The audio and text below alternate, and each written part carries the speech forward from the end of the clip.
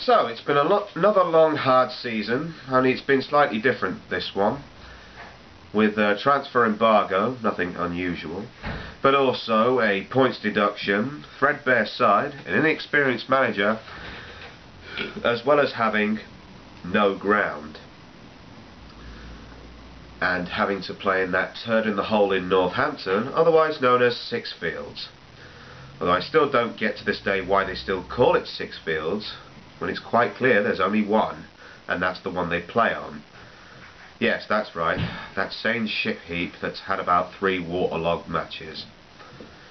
And after all the grief of the last 12 months, all you can do is look up to the heavens and say, "Thank you, God. Thank you so much for doing a great big shit on each and every one of us." I mean it, seriously, you know, this isn't just a brave face, this is also a ruthlessly sarcastic smile. Yeah, I mean it, seriously, yeah, thank you. Thank you so fucking much, yeah. It just never ends, does it?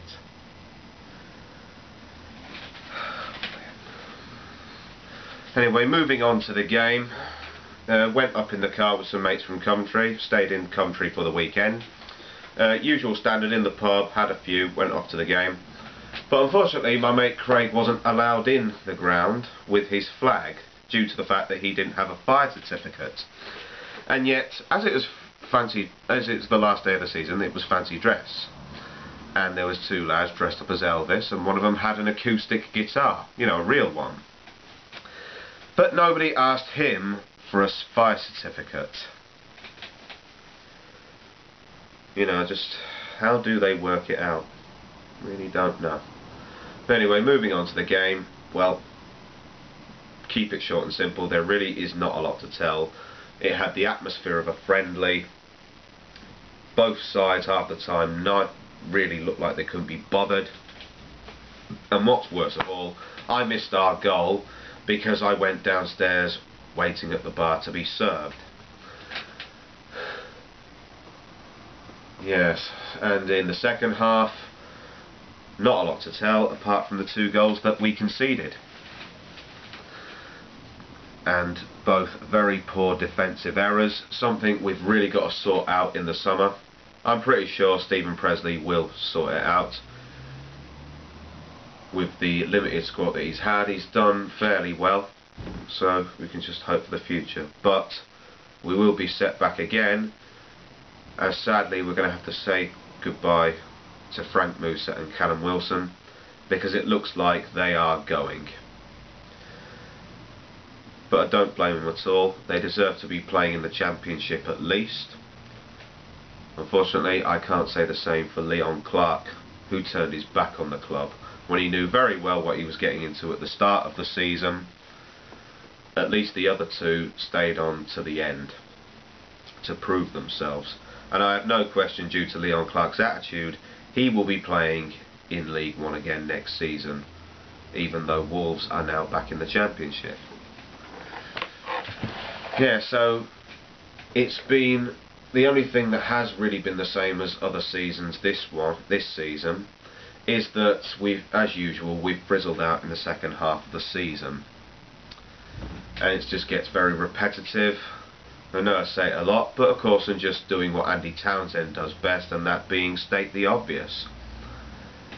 So I wonder, you know, we were 1-0 up against Sheffield United, but then we go and lose 2-1. So I wonder, you know, if Andy Townsend was punditing on the game, I wonder how it would go. Clive Tilsley would probably ask the questions. So Coventry were 1-0 up, but then they ended up losing 2-1. What do you make of that, Andy? Well, goals change games, Clive. And what do you think of maths, Andy? Well, 2 + 2 is 4, Clive. And finally, moving on to films, what do you make of The Exorcist, Andy? Well, your mother sucks cock in hell, Clive. Yeah, I think that's now the final insult I'll make on Andy Townsend, or at least for a while anyway, as I seem to be doing it an awful lot in previous episodes. going back to the football, one thing we can really be proud of this season is ourselves as supporters boycotting 6 fields and taking vast numbers away from home. And my most favourite day of the season has to be Milton Keynes, where not only did we take 7,000 but we also won, which is unusual really, because usually when we take a lot, especially 5 to 6,000, never mind 7, we usually don't turn up and lose. But you know, this season I've seen loads and loads of Coventry fans everywhere in a strange town, and I just think, shit, we're everywhere, just like Jesus. He's everywhere. Well, anyway, hopefully we can take just a little bit more to all the other away games next season. Well, there's nothing else left to do really. You're probably all going on your holidays now over the summer, and if anyone watching this is incest, you might want to watch this holiday advert that's coming up in just a second. I'll see you all again next season. Ta-ta.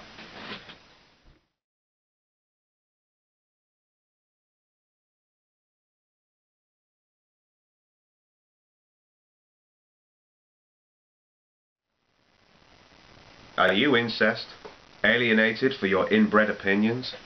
Turned away from regular holiday resorts because you like to have sexual encounters with your family members?